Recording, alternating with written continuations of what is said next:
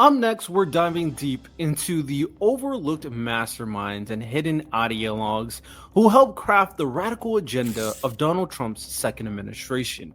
Voices that don't make the headlines, but whose fingerprints are everywhere. This is the story of Curtis Yarvin, the neo-reactionary theorist whose ideas may have reshaped your government without you even knowing it. Let's start with the man himself, Curtis Yarvin, a software developer by trade, but far more infamous for his political philosophy. Yarvin isn't just another right-wing provocateur. I don't even think I said that correctly. Provocateur. He's the intellectual godfather of a movement that seeks to dismantle democratic governance itself. Years before Elon Musk and Trump's Department of Government Efficiency, or DOGE, came into the scene, Yarvin had already coined RAGE, R-A-G-E, Retire All Government Employees. That slogan captures the heart of his vision, uprooting what he calls the cathedral, a shadowy network of elite institutions like media, academia, and civil service that he believes runs America behind the scenes. Yarvin has never met Musk, but his influence is unmistakable. According to insiders, Doge's mission to gut the federal bureaucracy borrows heavily from Yarvin's theories. One advisor even said, Yarvin offered the most coherent version of the agency's chaotic goals. His intellectual reach has quietly saturated Silicon Valley, where tech titans like Peter Thiel, Mark Andreessen, and J.D. Vance have all embraced elements of his worldview. In fact, Yarvin once claimed to have personally coached Thiel, who not only backed Trump in 2016, but also invested in Yarvin's startup. And I'm going to talk about Peter Thiel more in depth a little bit later. The influence didn't stop at a theory. Vance and Blake Masters, both Thiel proteges, directly cited Yarvin's rage doctrine during their campaigns. Their platform: replace career bureaucrats and ideological allies, hollow out federal institutions, and re-engineer the state to serve a new political elite. But even Yarvin had second thoughts. As Doge unraveled amid internal chaos, public backlash, and savings far below projections, he openly mocked the agency's execution, likening it to an orchestra of chimpanzees trying to perform Wagner.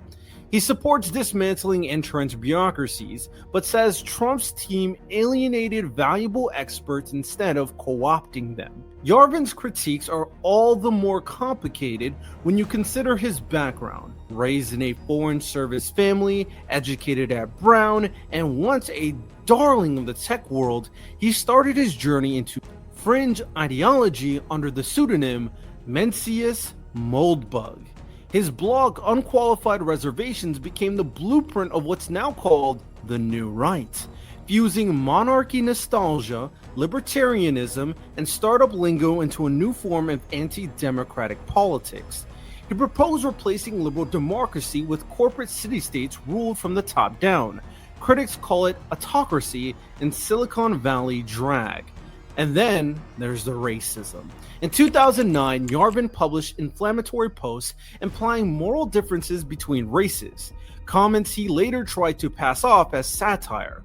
Still, his writings remain deeply controversial, even among some of his allies. Yet in the tech world, his ideas are often treated less like dangerous rhetoric and more like provocative TED Talks for billionaires. So how did these ideas climb from obscure blogs to the White House? Well, the answer is in the network. Take Peter Thiel, for example. In 2011, J.D. Vance, then a Yale law student, heard Thiel speak and was so inspired, he pivoted to big tech. Thiel soon backed Vance's ventures, got him a job at Mithril Capital, and when Vance launched his Senate run, Thiel wrote a $15 million check. That money helped send Vance from venture capitalist to senator, and eventually to Trump's shortlist for vice president. During a June 2024 event, Trump polled Silicon Valley elites for their vice president picks. Names like David Sachs, Chamath Palihapitiya all pointed to J.D. Vance. Musk reportedly backed the idea as well. A few weeks later at the RNC, Vance got the nod. So, if you didn't understand what I just said, all these billionaires wanted JD Vance to be vice president. This inner circle wasn't just influencing candidates, they were bankrolling the entire machine. Thiel and Musk co founded America PAC, pumping tens of millions of dollars into Trump's campaign. Musk alone reportedly pledged nearly $75 million, and their alliance runs deep. They've been tight since the PayPal days, with Thiel investing in multiple Musk ventures, including Neuralink. David Sachs, another key player, co-authored The Diversity Myth with Thiel back in 1998, a book that railed against political correctness in academia, a preview of the culture war strategies to come. In 2024, Sachs and Polipatia, I really don't know how to say this person's name correctly, hosted a Trump fundraiser that raised $12 million, where again, Vance was pushed as the VP pick. After Trump's re-election, Sachs was rewarded with a new title, AI and Crypto Czar, tasked with steering U.S. policy on emerging tech. The network widens further. Thiel and Vance's Naria Capital invested in Strive Asset Management, a firm opposing ESG principles, alongside Cantor Fitzgerald's Howard Lutnick, a Bitcoin bull and Vivek Ramaswamy ally. This isn't just a political movement, it's a techno-capitalist alliance with the ideological muscle and enormous financial clout. And those are only some of the names I've mentioned.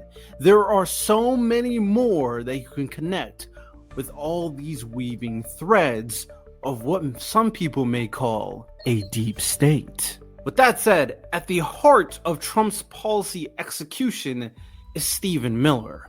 The man behind Trump's most aggressive immigration policies is now wielding immense power as Deputy Chief of Staff and Homeland Security Advisor. Miller helped draft nearly all of Trump's Day One executive orders in 2025, from gutting university funding to declaring Mexican cartels terrorist organizations.